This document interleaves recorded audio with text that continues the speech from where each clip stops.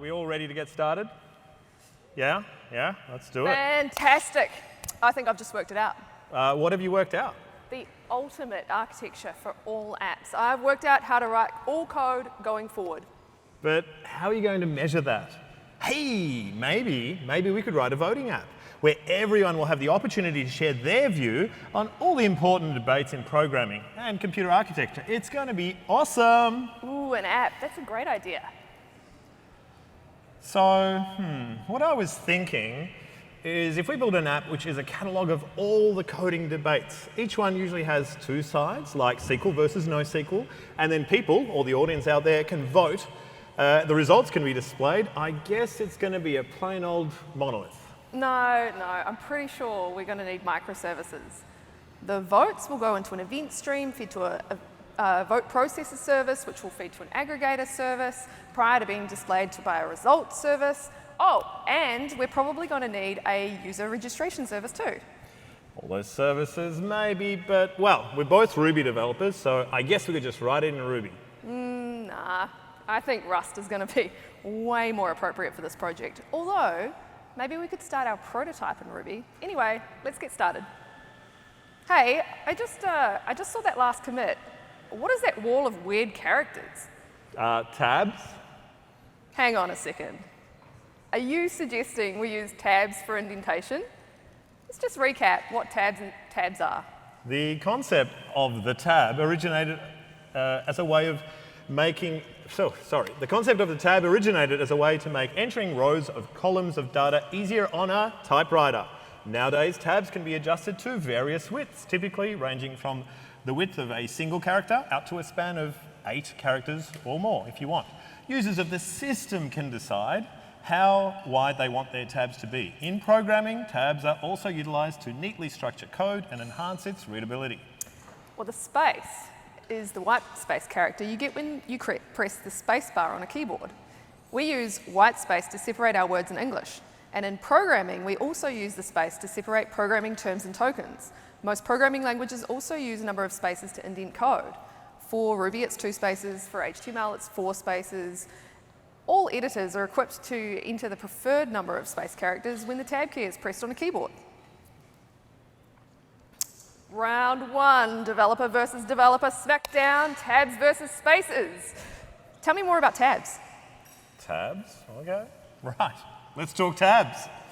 Tabs bring consistency by always having the same width for indentation. It's like the tab's main job is setting the right spacing for your code. And we all know how important single responsibility principle is. You can even win you prizes.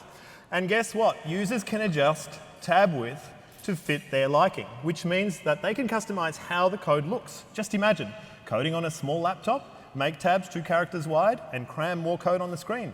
Big office screen day, and bump it up to 8 characters for comfy reading. Tabs keeping code cozy for all occasions.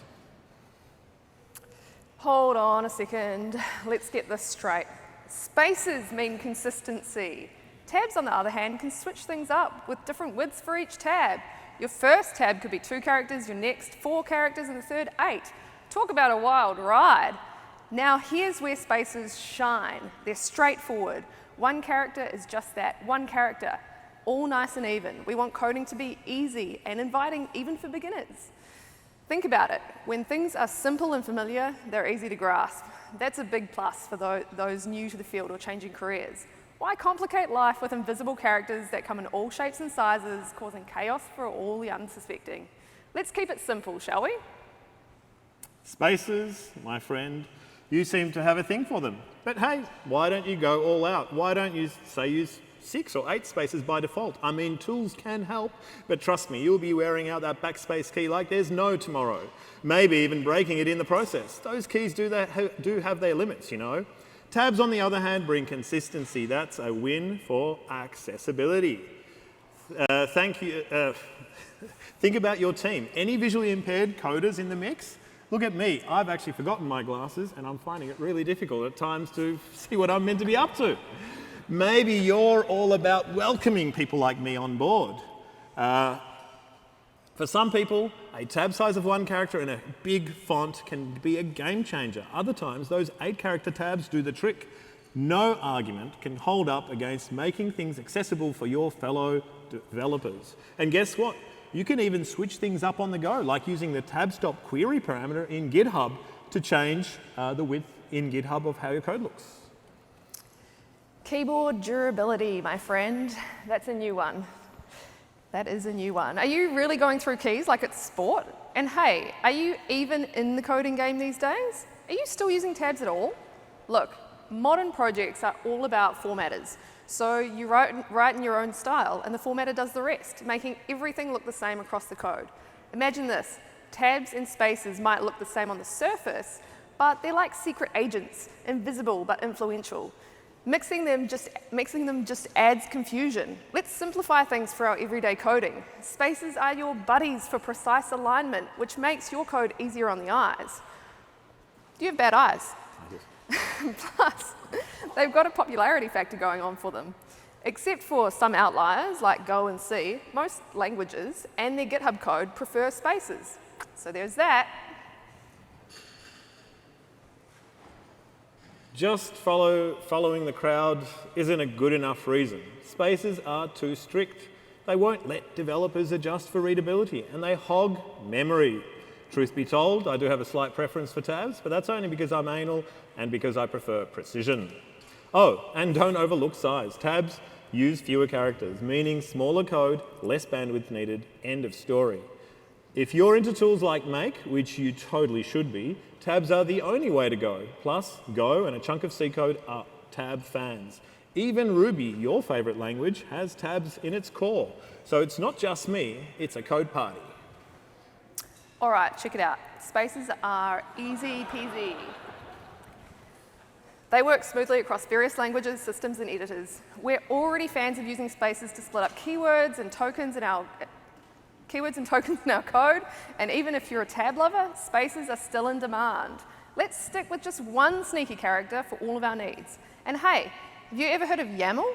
Yep, it's all about spaces. Plus, here's a bonus.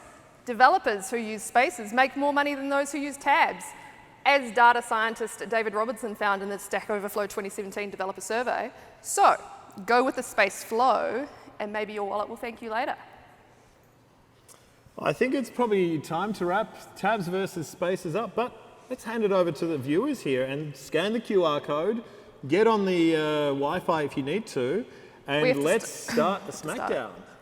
All right, so hopefully you now have a voting screen. Choose tabs if you're about consistency, smaller footprint, or Make, and all the good languages. spaces if you're just a smart developer. Come on. Spaces. Woo! Let's go. All right. Votes are coming in hot. I think I'm good with that result. Oh, no. We need a few more minutes here, I think.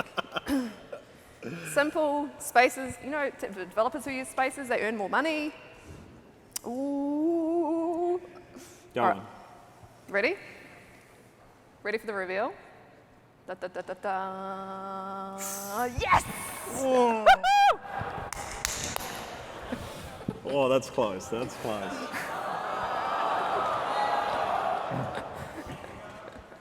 That's it. Vote once, vote many times.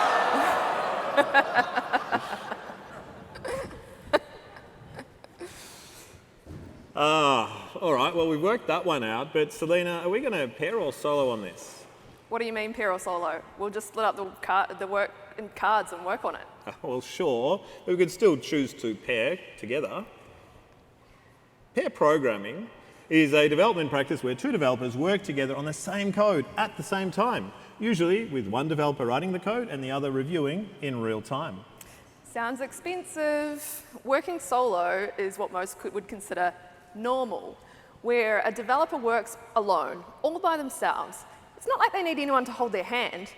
Once the code is in a finished state, it's peer reviewed by other developers on the team, we would get twice as much work done soloing compared to this pairing idea.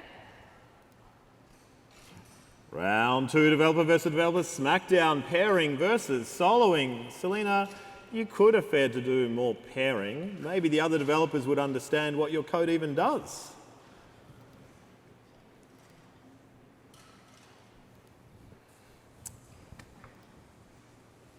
Pairing has a bunch of perks. It boosts code quality because two sets of eyes are on it, catching errors and bugs that one person might miss. According to Alistair Cogburn's 2000 paper, pair programming only takes 15% more time to solve problems, but on the plus side, better design, fewer bugs, less risks, and it's more fun. That's statistically proven. You do enjoy pairing with me, don't you, Selena? We paired on this app. Teaming up means more collaboration, which makes for a better work vibe and lifts morale. Anyone lonely out there remoting? We share our skills and learn with each other. Plus, fresh pairs can improve best practices and share ideas while working together or pair swapping. Wait a second. But think about all of those movies showing hackers as lone wolves in dark rooms, rocking headphones and hoodies, totally zoned in. Developing software? It's all about getting in the zone.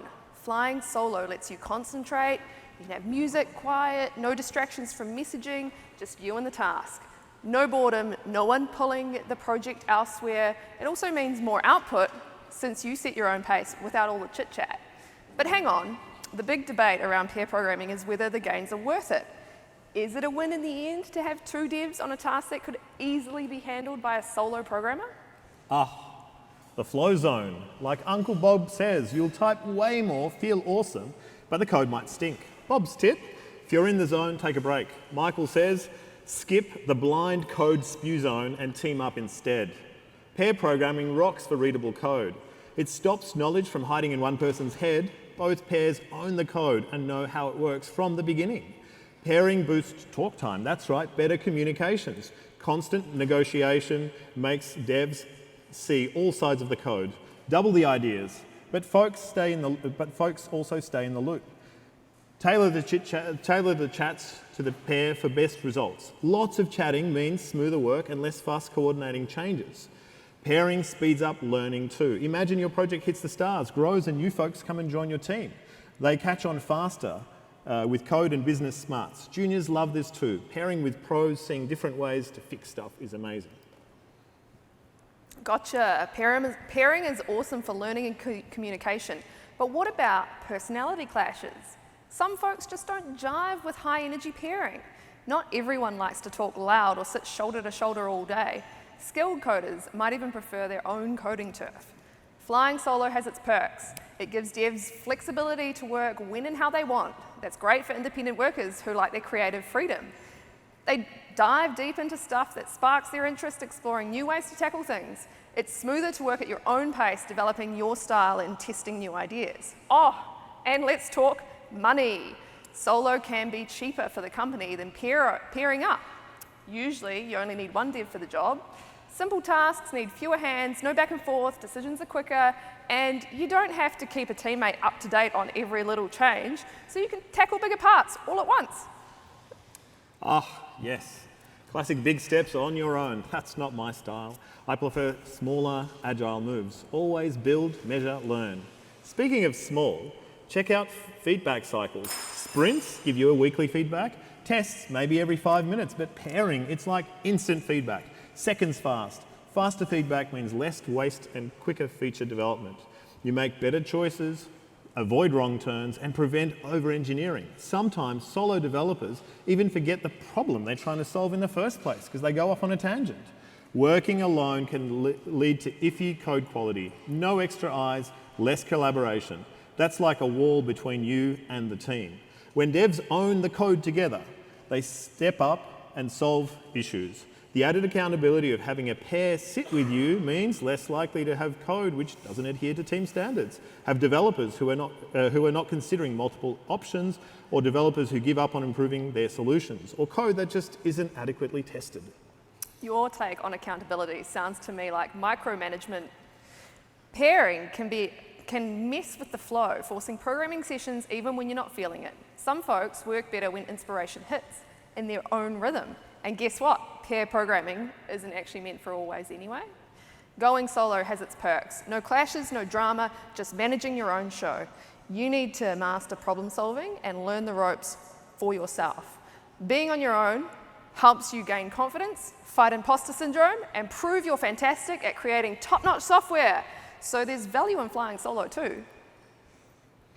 All right, well, you've laid down what you think and what I think, but let's see what the audience thinks. Pairing or soloing, you know the drill, folks. Scan the QR code, get online, get your votes in. Ooh. Where are we? Oh! Wow. Oh! I think we have enough votes. Not yet. Yes? Yes, No? yes, no? You ready? Whoa! What? No. It's good. You can't just vote for him because he's bigger and louder.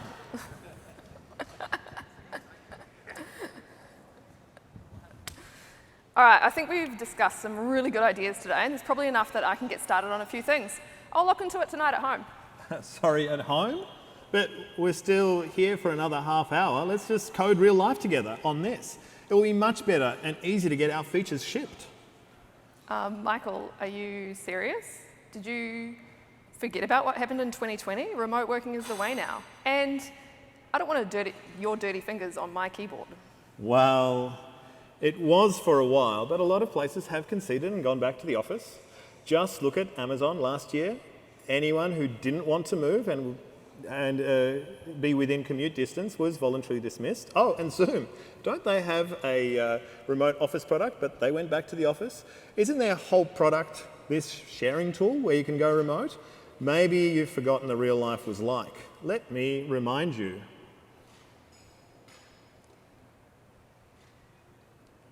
Being together in real life, IRL, when working, also known as working in a physical or co-located workspace, offers a number of benefits that contribute to effective communication, collaboration, and overall team dynamics. Remote working, on the other hand, is a work arrangement where employees perform their duties from a location outside the traditional office, often working from home or other remote locations using internet-based technologies to stay connected and productive. Round 3, developer versus developer, smackdown, real life versus remote. Let's take a look at why working IRL has been popular for so long. Face-to-face chats are gold. You get clear, instant communication. No, can you hear me nonsense? Plus, those eyebrow raises, the gestures, give extra meaning to words, avoid mix-ups. Being in the same room is like a creativity booster. You can chat, brainstorm, solve stuff in the moment, cooking up cool solutions. And guess what? It tightens the team bond. Trust grows, everyone gets to know each other better, and the team spirit shines. Decisions? Bam, they happen faster. Quick talks mean quick fixes and agile moves. We've been at this for ages, and for good reason. Embracing remote work is like adding extra toppings on your sundae, and I know how you love extra toppings, clearly. People say they're super productive at home, less noise, more focus. Companies love it too. They care about what you deliver, not when you clock in. And guess what? Your life's a better mix. Work, family, beach, whatever. No more stressing over traffic jams either. Surely, after traveling all the way to Sydney and around the world, you'd know what a stress of commuting can be. Remote work says goodbye to all of that. I love going to Sydney. Stress, there's no stress like being completely isolated in a remote environment. Yeah, hands up, who feels isolated in their remote environment? And having no idea if anyone else is online, or if they've just annoyed at you. Maybe that's just me. Or they're trying to avoid you, or if they're frozen. Yeah, there's no stress like a little more anxiety. Thanks, but no thanks. What I'd prefer is to work in person where you get a little bit more informal knowledge sharing. We can really build up a collective learning environment. Working in person means we take our tasks more seriously. Remember how we put this talk together, Selena? Sitting side by side got us through. And hey, being together boosts engagement and job satisfaction as well. A more positive work environment can have a significant impact on morale and job fulfillment. Looking for happiness? Stuck in a cubicle won't do it. I'll take a beach view and time with my family any day. Yeah, that's right. Flexibility is what makes me feel satisfied. Remote work offers flexibility, giving people more control over their work schedules, enabling them to balance professional and personal responsibilities effectively. And here's a bonus, remote work actually means a bigger talent pool. Is this meant to be in here? That's right. This talent right here in Melbourne, available to you folks when you go back home, no matter where you live. You're welcome. And by the way, thanks for being so inclusive. Did you know remote work can be more inclusive for individuals with disabilities and those who face mobility challenges, providing them with greater opportunities to participate in the workforce? Remote work for the win. I think you'll find, Selena, that all your audience here today have chosen to be IRL today. That's right. You've got dressed, yeah, when you got out of your pajamas and got here in person to focus, to socialise, and to be able to switch off when they leave. Not only that, but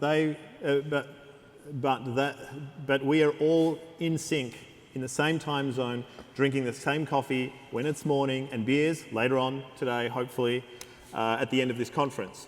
And they will do that with both of us in real life, because that is way more fun than when you're in person.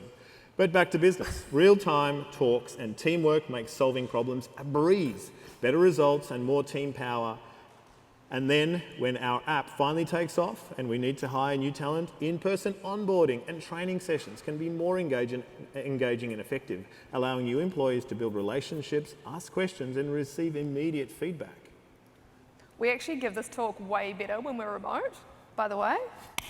So I'm still not sold on the idea that in-person work has unique benefits. Remote work has a bunch of cool extras too, and I haven't even mentioned them all. We're talking about the environment.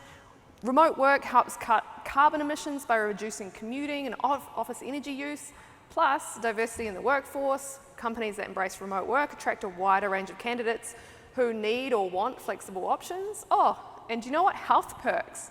Remote work can mean less exposure to germs, keeping folks healthier, and stop the spread of sickness, like that horrible COVID thing that we had a few years back. All right, you've made your point, but is it going to stand up to the astute developers of Melbourne's DDD? Scan the code. Get your votes in. That's my line. See, if we were soloing, it would be so much easier to give this talk.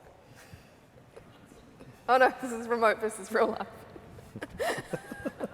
Oh no. It's the wrong one. Okay, I think we've got a real clear winner. Oh God. Yeah. Yes, that's right.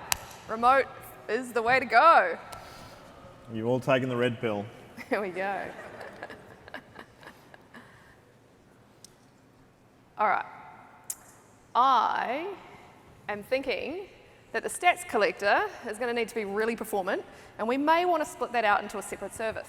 Oh, whoa, wait, hold on. A separate service already? Well, yeah, I mean, this has to be able to scale from the beginning, and you don't want the performance of the stats collector impacting our presentation of the results. You know, if one of those clients goes rogue. I think we might be getting a bit ahead of ourselves. Maybe we should recap what it means to have one app versus many services.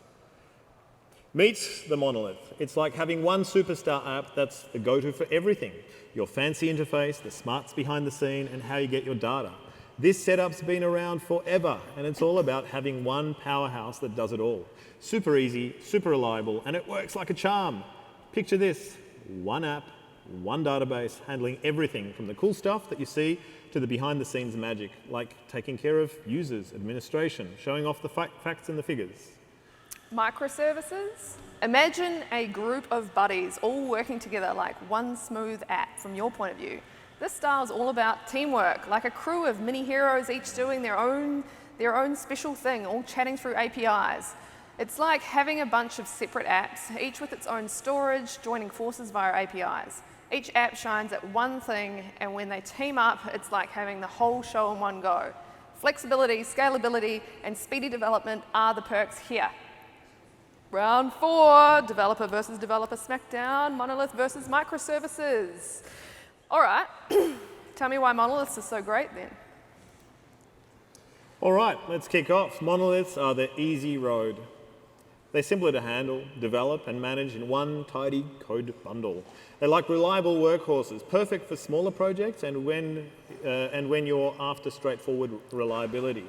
On the flip side, we have microservices. They're like chatty teammates, teaming up for greatness, but bringing way too much extra complexity. Building and managing them, it's like conducting a lively orchestra. Now, for our app, what we're aiming for is to get the core business logic right. We want to present a topic, have users vote, tally those votes, and then reveal them. If we dive into full microservices from the start, we'll end up spending more time setting things up and making them compatible than writing the actual app. And security, that's a whole other layer of concern. Imagine accidentally allowing a user in our public here to publish something directly to our stats display. Yikes. Sure thing. We need to set up each service and figure out how they're interconnected, which sounds like work, but as our project grows, so does the monolith's complexity. Imagine the app is like a puzzle or a game, and with a monolith, it only gets bigger. Now picture this. Getting stats and showing them off are like two different games. Mixing them up could turn your app into a jumble, that's the monolith. But if the games are two separate services, you can play each game separately, getting stats or displaying stats. And they won't mess with each other. Plus, we can make them work harder by adding more teammates to a particular service. You and I are the VIPs for viewing stats, so one server is plenty. But lots of folks voting, we'll need a bunch of collectors to handle that crowd. Horizontally scaling individual services is how microservices can help us scale. Yeah, I get you. People can write messy code in any setup, even in microservices, if they're not careful, and making them into these tangled distributed masses. And fixing that mass in microservices, whoa, way harder than in a monolith. Monoliths have a clear view of tangled code and need less gear. But let's get real here. Why do we need 3 services and 3 databases just to find out if tabs are better than spaces? Now think about this. If we want to make vote changes, like letting users take back a vote, which you can vote and vote for blue. If we want to let them take back a vote, it's like changing a bunch of gears. We'd have to tweak the front end, the updating voting, the tweak the aggregation and update the stats, orchestrating and deploying each of those microservices with compatibility for any other microservice already deployed. That would be really difficult.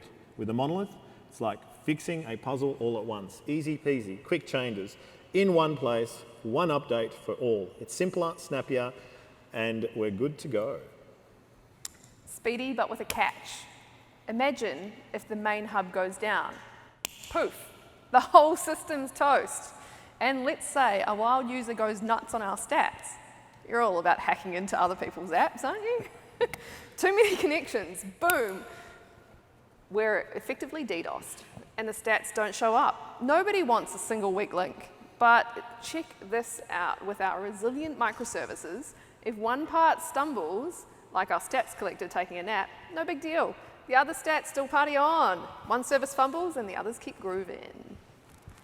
Monoliths can still be scaled, just like we've done it for years. Toss in an API gateway, some caching if needed, and it's done.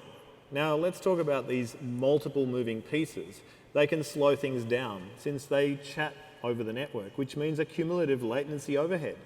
Things take a bit longer every time you add another one. Each piece talks to the next, building up over time. And we want those stats lightning fast, right? Just like your snappy responses in this debate. Testing microservices, it's a bit trickier. More pieces, more chats. But with monoliths, one big code family is easier to test. And for small teams, which we are currently, it's only just 2 of us, with not much to spare, a monolith's your champ. Fewer pieces, less fuss. Okay, I see where you're coming from, but think about this. With a monolith, you're kind of tied down with your tech choices. Got to keep everything compatible with that one big code family. And watch out for those dependency clashes. If different parts want different versions of the same friend, chaos alert. Now microservices, they are flexible, like tech chameleons. Each can strut its stuff in a different tech or language. Any updates? A breeze. You can tweak and easily deploy them one by one, which makes changes a piece of cake. Plus, they're simpler to understand. Think of it like this. You could rebuild each microservice in about 2 weeks. So understanding the whole code, totally doable, unlike a monolith, which can grow so big that even the smartest brains can't grasp it all. Well, that's what we think. What do you all think? Monoliths or microservices? Scan the QR code, get yourself online. Bit.ly smackdown/-DDD. Ooh, votes coming in hot. Take the blue pill, take the blue pill. No, microservices for the win. All right, let's go.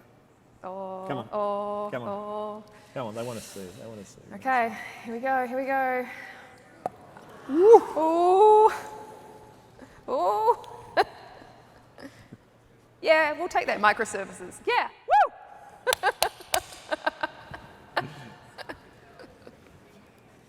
All right. Okay, so I've got an idea for a new feature we can add. It's on a branch and... Whoa, on a branch? Why is it on a branch? Because we're developers and we work on branches. What do you mean, why is it on a branch? Well, there's only 2 of us, and I thought we'd just work on trunk, since it's way more efficient, and that's just how people do it these days. Do they though? How do you get your code reviewed? Which people exactly don't use branches? How would you even get your code written in the first place if it's not on a branch? Let's have a look. So, with trunk-based development, we're all about those bite-sized code pieces, sending them to the trunk non-stop. Yep, that's why it's called continuous integration. It's continuous and not batched up into branches. And the payoff, slash the time between starting a change and getting it deployed. We're minimizing the branch time, aiming for more teamwork, constant integration, and early high fives. But feature branching is a popular move. We're talking separate branches for specific jobs, enhancements, new features, bug fixes. They all get their own branch to play in and not interfere with other work. Here's the deal. The main branch, think develop or integration, is our stable base. When a feature is done, verified, ready for release, it gets merged. No half-finished work being deployed. Round 5, developer versus developer smackdown, trunk versus branches. Oh, you're going to lose this one. Let's see about that. All right, let's go. Really? I've got 3 words for you. Faster feedback loop. Boom. Changes hit trunk often, which means speedy deployments and quick feedback for devs. Catching issues early, less debugging time, and say goodbye to code conflicts. Now for this project, pushing to trunk is the only way to go. You code, you push. Done. Simple as that. Refactor a test, a new API class, bam, it's there on the next pull. Front-end updates, let's get them soak testing right away. Even if it's not all done, we're deploying and watching changes hit production bit by bit. That's the only way to be sure our stuff is rock solid. Code conflicts. I've been tackling them for decades. But for code to go to production, you need pull requests, a solid PR process to guarantee quality. More importantly, how do you write code with everything interfering with everything? Picture branches like a highway with many parallel lanes. You've got trucks and tourists, like big features, take their lane, and bug fixes or updates take the fast overtaking lane. Different teams or features or cards are like cars in different lanes, all working towards the same destination, but not interfering with each other. Like renting a new car or jumping on a motorbike in the fast lane, this lets you experiment with cool new stuff. Anytime a branch isn't vibing, just ditch it. No fuss, no harm on the main branch. For our app, we're likely to have a very clear flow from Kanban card to branch, to pull request, to develop branch, to production deploy. Simple. And no messy commit dance between all the different tasks. Chaos just isn't our style. Chaos? Oh yeah. Web development is wild. Forces pull projects from all sides. Product this way, architecture this way, legal, marketing. Agile's like a chaos hugger. We're not building grand cathedrals here. No, we're crafting bazaars. that are all reactive to consumer needs and are self-organizing, can grow and flourish quickly like nature. Agile's about the journey, and we never really reach the destination. So we need to embrace a smooth process for continual development, continual improvement of our software. TBD, trunk-based development, will help improve collaboration. As soon as something is committed, the whole team will have access to it. They can use it, they can extend it, they can refactor it, they can delete it, they can interact with it, they can test it in the UI. This is the only way for us to push directly, this is only available to us if we push directly to trunk. We'll also catch potential conflicts and interdependencies early on and not at the end of a feature. The faster feedback leads to overall enhanced code quality as issues and bugs are identified and resolved sooner, reducing the risk of technical debt accumulating over time. The collective ownership of the trunk codebase promotes a shared responsibility for code quality. You are all about CI and quality, right, Selena? Code quality? Absolutely. But shared responsibility? Nah, doesn't fly. Feature branching is super useful for new stuff or tweaks. Each branch is like a private room. Your changes don't mess with others. Safe spot to play around and try new things. Very 2024. Branches means easy sharing, reviews, and teamwork. More teamwork means higher code quality, standards met, and catching issues early. Also, not all changes are features. What if we have a bug, we need a hotfix to push out? We don't want to accidentally push an untested feature. We're safe in the knowledge that we can push our production branch with such a hotfix. Untested features, Selena.